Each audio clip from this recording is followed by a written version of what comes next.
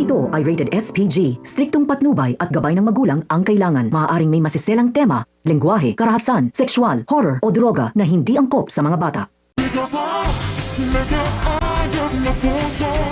Isang mapagpalang araw mga kapamilya at narito ang mga dapat nating pakaabangan sa Coco Martins Sigabo. Tahimik ang lahat ngunit sa likod ng katahimikang iyon ay nakatago ang isang napakadelikadong operasyon. Maingat na inihanda ni Gabo ang kanyang grupo at bawat detalye ng kanilang plano upang hindi mahalata. Nagkunwari ang ilan sa kanila bilang mga entertainer sa loob ng bar habang lihim na minamanmanan ang kanilang target na si Victor alias Tigre. Ngunit hindi lamang sila ang may misyon ng gabing iyon. Sa kabilang panig nakapwesto na rin sina Samantha at ang kanyang grupo. Mahigpit ang bilin ni Samantha sa kanyang mga kasamahan. Anuman ang mangyari, huwag ipapahalata na sila ay mga operatiba. Kailangan maging malinis ang kanilang pagkilos upang hindi mabisto ang operasyon. Habang papalapit na ang inaabangang sandali, isang hindi inaasahang pangyayari ang tuluyang gumulo sa lahat. Biglang nagkaharap sina Samantha at Gabo. Pareho silang nagulat dahil hindi nila inaasahang magkikita na naman sa gitna ng isang lihim na misyon. Sa isip ni Samantha, sinusundan na naman siya ni Gabo. Samantalang para kay Gabo, nagkataon lamang ang kanilang pagkikita. Hindi pa naman sila nakakapagpaliwanag sa isa't isa. Mabilis nang nakialam ang isa sa mga kasamahan ni Samantha.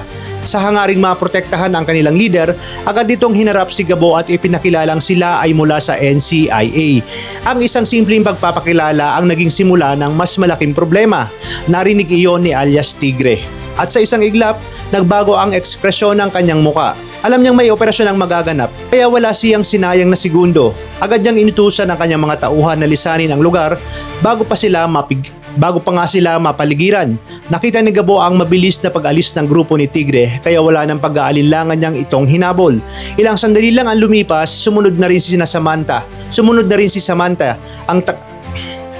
Ang tahimik na operasyon ay nauwi sa isang matinding habulan na umabot hanggang sa labas ng establishmento. Habang abala ang mga kasamahan ni Samantha sa pagdakip sa ilan sa mga tauhan ni Tigre, si Gabo naman ang direktang humarap mismo sa lider ng grupo.